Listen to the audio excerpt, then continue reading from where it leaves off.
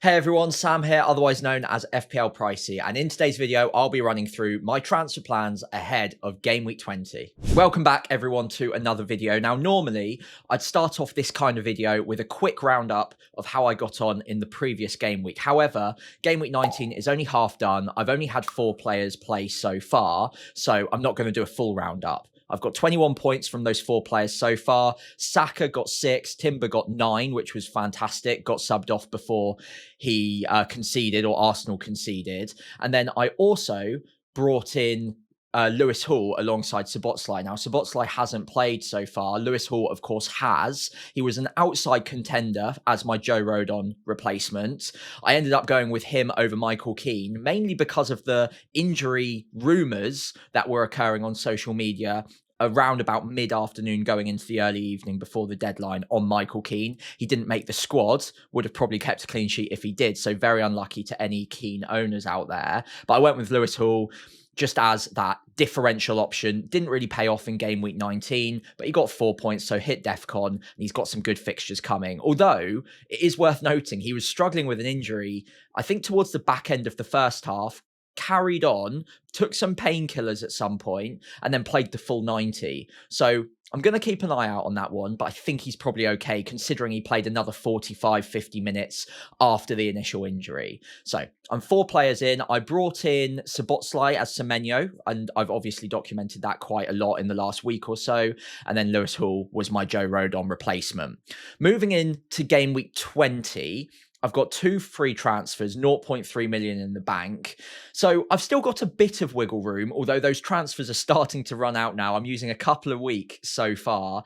And yet again, there's a really tempting couple of moves that it's going to test me whether or not I can resist, or whether or not it's worth resisting, or if I should just use up those free transfers, get the players I really want to get, and then maybe use the next few game weeks to start rolling up to a base of 3 or 4 free transfers before we get to the blanks, the doubles, and the chip season, where I really wanted to have a few transfers spare by that point.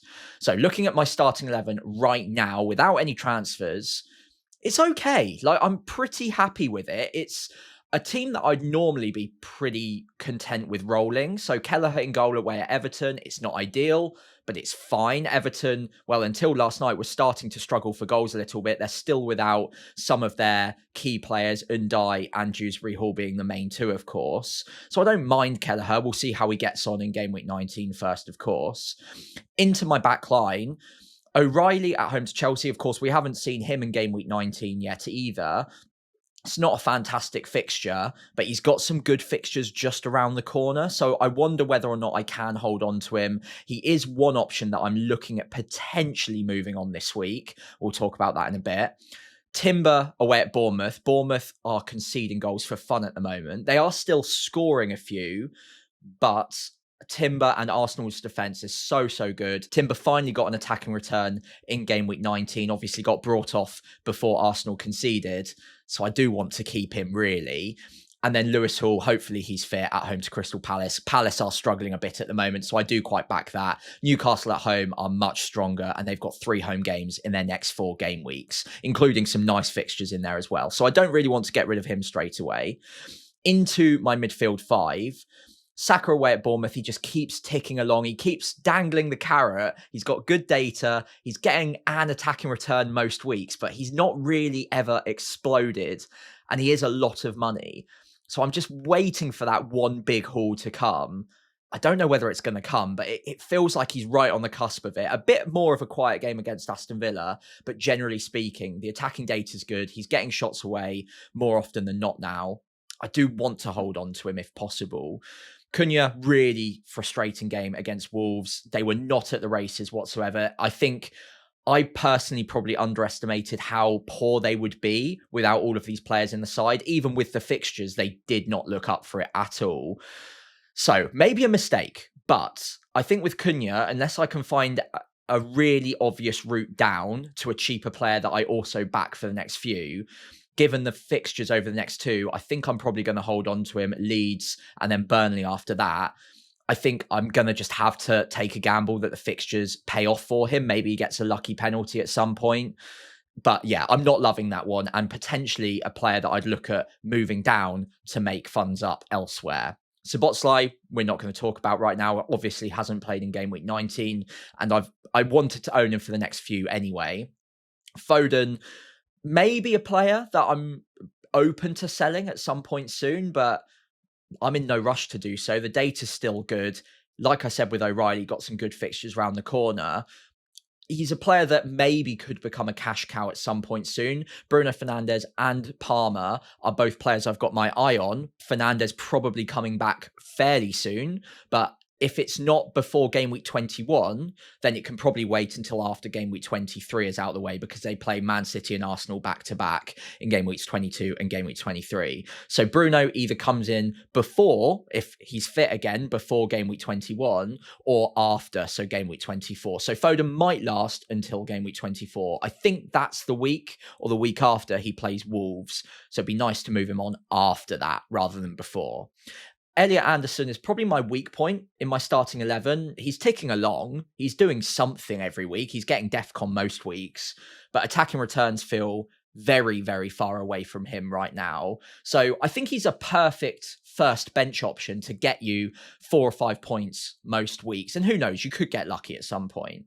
But starting him week on week right now doesn't feel great. So I'd like a little bit of a stronger 11 where I don't need to rely on him every week to get some sort of lucky attacking return or just tick along with 4 points. I think I can do a little bit better than that. So maybe he moves into a bench number 1 position most weeks for me, if possible.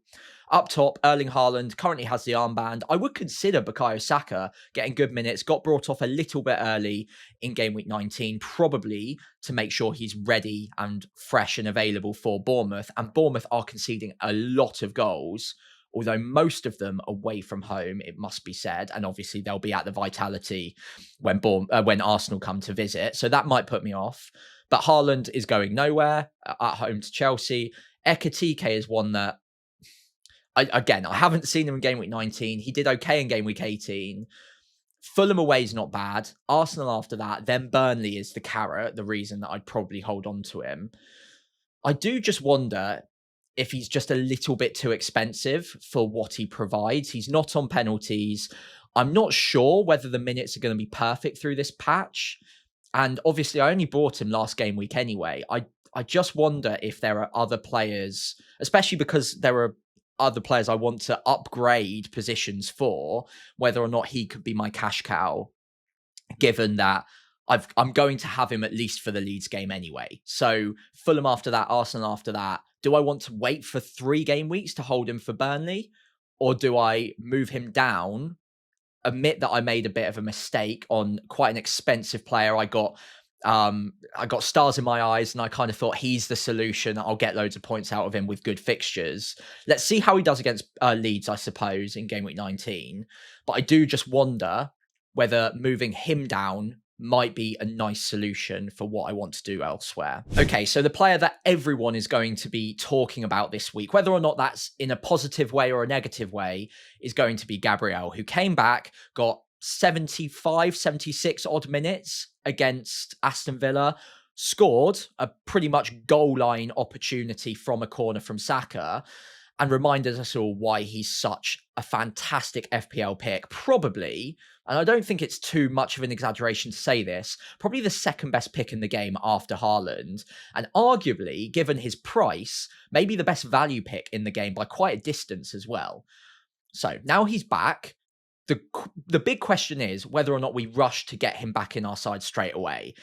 And I think already the market is suggesting that it is worth doing, because he's risen in price twice in the last 2 days. He's up to 6.4 million already. I am incredibly worried that if I do wait, as I was planning on, to game week 22, maybe even game week 23 to buy him, I might be paying something like 6.8, maybe even 7 million on a defender, which doesn't seem like great value at that point.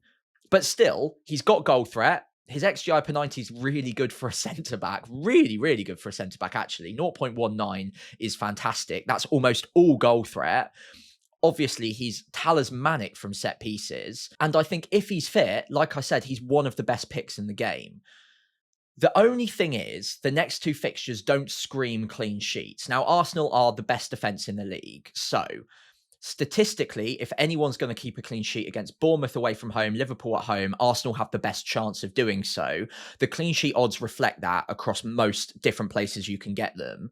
But I still don't know whether it's like a lock that they're going to get clean sheets. And it's also not that he's going to score a header from a corner every single week. Obviously, he did so in game week 19 against Aston Villa, and he has done so fairly regularly in the past. But I think game week 19 just serves as a reminder of what he is capable of rather than what we should expect him to do every single week. It's also worth noting he didn't get DEFCONs in game week 19. That's something that he's also very capable of doing. And if he'd actually stayed on the pitch, he wouldn't have even kept the clean sheet either. But he got brought off early. And Arteta did mention that they're going to manage his minutes. Now, a quick word on the early substitution, because actually at the time I thought that looks like a recurrence of the injury, but it looks like it might just be precautionary and he's going to be okay for Bournemouth, that actually his minutes were just managed. He went down maybe to save a little bit of time for Arsenal, given their match state. And he did walk off looking fairly pain-free. After the game, I've seen some videos, seen some photographs of him looking fairly happy, walking around, celebrating the victory, not really looking too stressed about the situation. So I'll wait on this one, maybe lose another 0.1 in doing so. But I do think that despite the fixtures, Gabriel is still a pretty good purchase if you can get there right now. And I am very strongly considering just making the move early before the price gets out of hand, given that I know what the potential of this player is. The other thing to note is Bournemouth and Liverpool, although they'll probably have good odds of scoring goals, they're also two of the worst teams in the entire league this season for conceding chances from set pieces.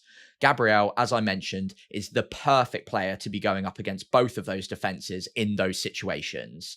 So if there was ever a higher chance of him scoring from a set piece, it is now against these two teams. And then afterwards, they come into a good patch of fixtures, which I wanted him for anyway.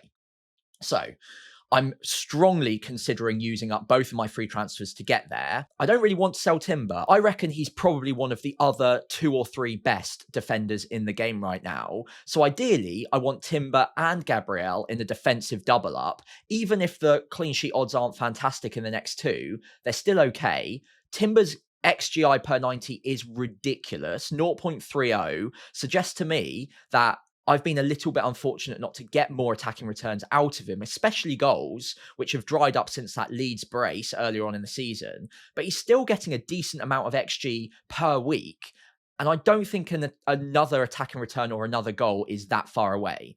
So getting rid of Timber is not something I particularly want to do. He got brought off early with Bukayo Saka around 83, 84 minutes in game week 19, probably to rest him up for Bournemouth as well. So I would be reluctant to sell Timber.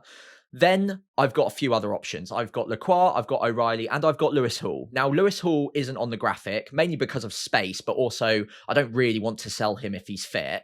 If Lewis Hall is injured or a doubt going into game week 20, then he could easily be a player that I move on for Gabriel, but I'm reluctant to do so if he's fit. So let's assume he is, given that he played the 90 minutes. He's not going to be the player I sell, given the fixtures coming. So Lacroix or O'Reilly. Now, O'Reilly has been very frustrating. Let's see how both of them get on in game week 19. But given that neither of them get injured, I think O'Reilly, for me, reluctantly again, is probably a player that I would want to hold on to. 3 home fixtures in the next 4. Chelsea and Brighton do score goals, so it's not a clean sheet banker by any means in either of those games. But they're not terrible games to have. Then Man United away. So it's the derby. They'll play their strongest 11. I'd imagine O'Reilly is definitely a part of that. Wolves at home after that is obviously the fixture I'd want to hold him for. So given his underlying attacking data, it's been skewing downwards a little bit recently, but watching the matches, given that I have triple Man City, I do watch all of the matches out of pure interest for FPL points more than anything else. O'Reilly is still in those advanced positions. He's still in the box when they're attacking and overlapping down the wings. He's not the one on the wing. He's the one in the box ready to receive the chances. I think the ball just hasn't really fallen to him recently. And I do wonder if I get rid of him now, whether or not I'm getting rid of him before an attacking return is about to come. And I don't think he's that far away from it. So I'm open to selling him, but I don't think it's my preferred route. I think my preferred route is probably Lacroix. Now, the next 4 fixtures are not great. Newcastle away, Aston Villa at home. I imagine both of those score. Sunderland away isn't easy. And then Chelsea at home after that. The attacking data is much worse than O'Reilly's. He is more secure for minutes, I would say, over this period. Although it is worth noting O'Reilly hasn't really missed a minute in a long time. So both of them are probably quite secure. But if I had to use my gut instinct on this, I think O'Reilly gets maybe some managed minutes over this period before Lacroix does anyway. So Lacroix, good on defcons, which O'Reilly definitely doesn't have, but much less attacking threat. And Palace are struggling a little bit at the moment. Bad fixtures, or objectively worse fixtures than what Man City have, I think anyway. I reckon Lacroix is the player that I'm willing to move on. So I can't do that with one free transfer, obviously. So I need to find some money elsewhere. So let's move over to the live FPL page to see where I might be able to find that money if I am desperate to get to Gabriel straight away. Okay, so let's have a little play around with the free transfers. Like I said, I've got 2 free transfers to use, 0.1 in the bank. So if I did want to make the Gabriel move, and it's not certain that I do, maybe he's an injured out going into game week 20, maybe his minutes will be managed, and maybe Arsenal just don't have a great chance of keeping clean sheets in either of those next 2 matches, Bournemouth followed by Liverpool. But the devil on my shoulder, I suppose, is telling me that Gabriel's a player I don't want to miss out on for too long. He is one of the best picks in the game. If he's fit and if he's available, let's wait and see. But if he is, I think he's a player I do want to get to as quickly as possible before the price rises get out of hand. And given that the next 2 fixtures are fixtures where he's got better than normal odds of scoring from a set piece, I do quite want him for the next few. So, like I said, Lacroix's probably my favoured player to sell, especially because he's on my bench this week anyway. I'll move across to my live team in a moment. I won't make the transfers, of course, but you'll see that Elliot Anderson is in my... Actually, I'll go over now whilst I'm talking about it. If I pick the team, Elliot Anderson's in my starting 11 right now.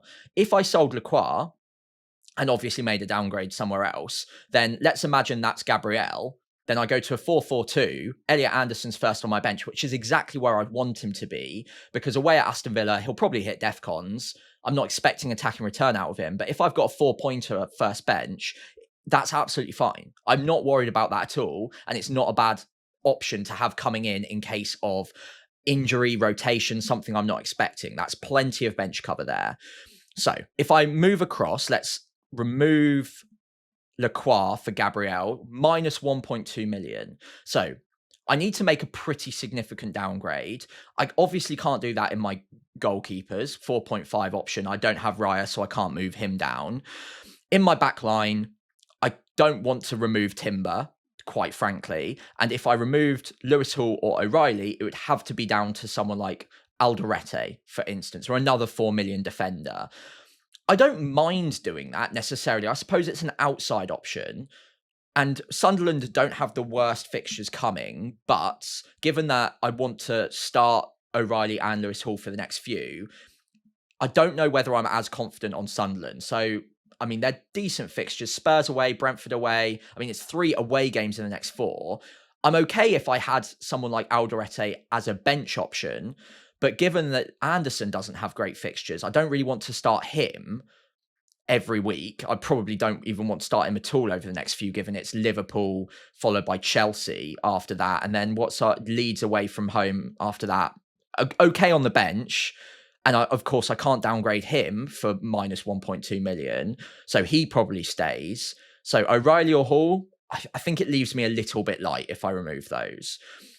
Moving into my midfield, I could remove Saka for Rice, but Rice is a doubt. Plus, I do still feel like Saka's not a million miles away from a haul. I feel like selling him, given that there are other options I can sell, might be a little bit problematic. And I really like the Bournemouth fixture as well.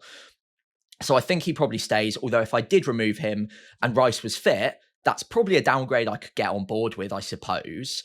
The other option, probably not selling Szoboszlai right now because he would have to go down to a 5.4 million midfielder. There aren't really many of them about that I really like the look of right now. If Dewsbury Hall was fit, then maybe I could look at him, but he's out at the moment. Not many options below his price point that I love. And Szoboszlai, I bought him for a reason, right? 90 minutes on penalties, decent fixtures, and he's cheap. That's the key. So I think probably he stays. Foden and Cunha, both a little bit frustrating recently. I think if Cunha had any worse fixtures, I'd probably just get rid of him. And arguably, maybe I should still do it despite Leeds and Burnley away in the next two. But if I removed Cunha, let's just do that as an example right now. Let's go to midfielders, affordable midfielders. What even is there? Like, who am I really downgrading him to? Enzo Fernandez maybe, but Chelsea, Man City next up. Not the ideal jumping on point. Then you're looking at players like Xhaka. You're looking at Ndai when he comes back from AFCON, but he's not back yet. Kudus maybe, possibly, but I mean, he's not been great recently. Got good fixtures, to be fair. You've got to remove the Brentford game, obviously, in game week 19. But 4 good fixtures there. Maybe, I suppose, but I'm not in love with it. The minutes haven't been great recently. He's got an early sub in him every now and then. So I'm not completely convinced on Kudus, although let's wait and see how he does against Brentford. Maybe he takes a penalty, for instance, and that immediately makes him a much better pick. But not the route that I'm currently considering. And Cunha, he's been very frustrating to own in the last 2 game weeks, but he still does have good fixtures to come. And more often than not, when you hold a player longer term with the good fixtures, it does tend to pay off. But Man United have looked poor. So there are 2 ways of looking at that. I think right now I'm looking at holding on to him. Foden, I mean, it's around the same price point as Cunha in terms of selling value. So I'm looking at the same bucket of players. And I don't think any of them I'm looking at and thinking, oh, I must own these players over. I mean, maybe Ryan Cherky, to be fair, if I think his minutes continue to look good. Again, let's see how he gets on against Sunderland. If he maybe, ironically, if he gets an early substitution against Sunderland, maybe that indicates that he's safer to start against Chelsea, given the 2-day turnaround. So maybe Ryan Cherky, if Foden, I don't know, gets injured or looks really poor and Cherky looks great again, is another option that I could consider there. But again, not something I'm immediately looking at right now. The player that I am looking at, as I mentioned earlier on, as a potential sale is Ekitike. Again, I keep saying it because we're early on in the game week. Let's see how he does against Leeds. But given that it's then Fulham followed by Arsenal, and the data isn't as good as I'd probably want a 9 million asset to be. I mean, 9.1 million, 0.41 XG per 90. I bought him a couple of weeks ago thinking, okay, minutes better, given Isak's out for a while. He's got decent underlying attacking data and good fixtures. He still had Wolves and Leeds in the next 2, both at home, followed by Fulham, and then in a couple of weeks after that, Burnley. So we've obviously, or by the time I make the transfers anyway, Wolves and Leeds will be out of the way. Then we've got Fulham, Arsenal, and Burnley. I would say maybe 2 good fixtures in there, possibly. I mean, Fulham's arguable, but definitely Burnley. However, at 9.1 million, he's not on penalties. He might get brought off early a couple of times in this like tight fixture crunch. And at least the next 2 fixtures aren't the reason that you want him. Fulham and Arsenal are not the reason that you want Ekitike. Those reasons have already come and gone in Wolves and Leeds, and then Burnley's in quite a while as well. Given that I'm quite desperate or quite keen to get to Gabriel as soon as possible before the price gets out of hand, I would probably be open to looking at getting rid of Ekitike. So with that in mind, what's affordable to me? Could go straight back to Thiago. It's an option, but after Spurs is out of the way, it's Everton away, Sunderland at home, Chelsea away, Nottingham Forest at home, Aston Villa away. Not bad. Pretty good. He's on penalties. He does get good minutes.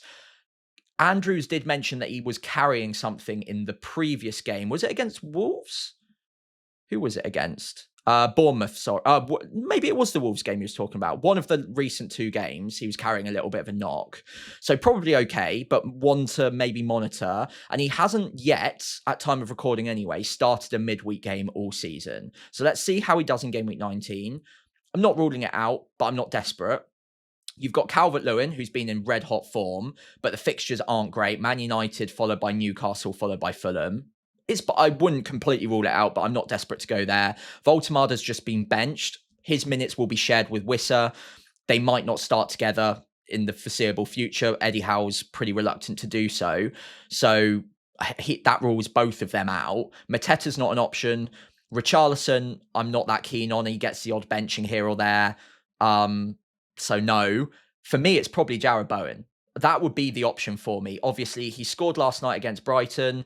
When he does, he tends to get some bonus points. He's got 6 goals already this season. The data, honestly, is terrible, but he always just ticks along. And when he does, he gets the bonus points as well. In Game Week 20, you've got Wolves. It's a fantastic fixture. After that, it's still a very good run for quite a while. So probably until around the time I wildcard, he's a good hold. Nottingham Forest, Spurs, Sunderland, Chelsea, Burnley, Man United at home, Bournemouth at home. He gets 90 minutes a match. He's pretty talismanic to them. I think Jarrod Bowen is probably the one I'd look at, honestly. And that would give me 0.2 wiggle room in the bank with both Gabriel sorted. That's a future transfer I no longer need to make. And Bowen instead of Ekitike. It is probably a downgrade. Maybe. Actually, let me know what you think on that. Maybe it's not even a downgrade, but it is in terms of the price. He gets 90 minutes. He's got better fixtures, I would say, than Ekitike for a longer period of time. He's more nailed.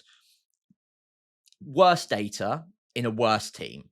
So, is it worth downgrading Ekitike so soon after I bought him? Although I have just had him for the 2 best fixtures, or 2 of the better fixtures in the run. That would be my way of affording Gabriel. Do I roll?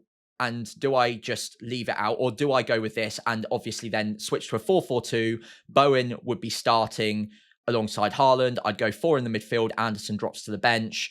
And then Gabriel comes straight in. And then the other Anderson is on the bench there as well. So I think that looks really strong. It does use both of my free transfers. So I'm pretty much down to bare bones moving forwards. And only 0.2 in the bank in the future. But the next few game weeks do look much stronger, and I can ideally then start to roll. So let me know what you think. I've put my team on screen here because just as I guess a reminder to myself that I could roll this. It's not a bad team. I'm not horrified looking at this team thinking it needs massive upgrades, but it's missing Gabriel, and Elliot Anderson in my starting 11 probably isn't ideal. And Jarrod Bowen's a good player. We know that. He's going to tick along. Is it that much of a downgrade from Ekitike if it means that I can get to Gabriel straight away? Let me know. Sorry, it's a little bit of a rambly video this morning. I was going to probably record this after I went out for my morning run, and I usually collect my thoughts on the run, but it is so icy outside that I decided to reverse it, do this video straight away, and that's probably why it's a little bit more rambly than usual. So I do apologize. Hopefully that all makes sense. Let me know in the comments below whether you'd roll this or get to Gabriel as quickly as physically possible, which is what I'm currently tempted to do. I will probably wait until after the rest of the Game Week 19 fixtures are out of the way, because it doesn't look like Gabriel's rising tonight. But if it does, then I might be tempted to force the move a little bit early and take the gamble. Either way, let me know what you think. Let me know what your current transfer plans are ahead of Game Week 20. And I'll see you next time. If you have enjoyed today's video, leave a like, hit subscribe if you're new around here, and I'll be back with my team selection after the Game Week 19 fixtures are wrapped up.